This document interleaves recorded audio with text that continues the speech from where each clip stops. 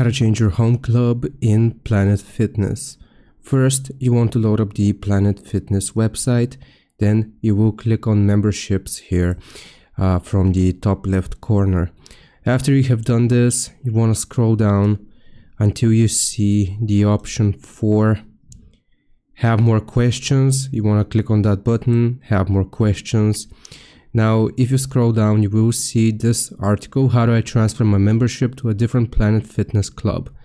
Click on it to expand it, and it is going to show us this. First, you have to be an adult. You must have been a Planet Fitness member for at least 90 days. You haven't transferred your membership in the past 90 days.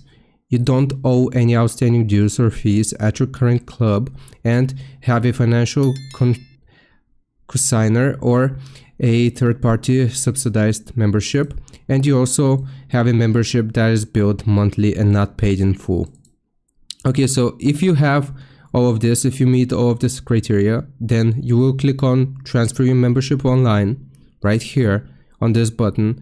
It is then going to ask you to sign in if you haven't done so already, and then you will just go through the prompts and you can change your Planet Fitness club. I hope this helps. Leave a like and subscribe, and I'll see you next time.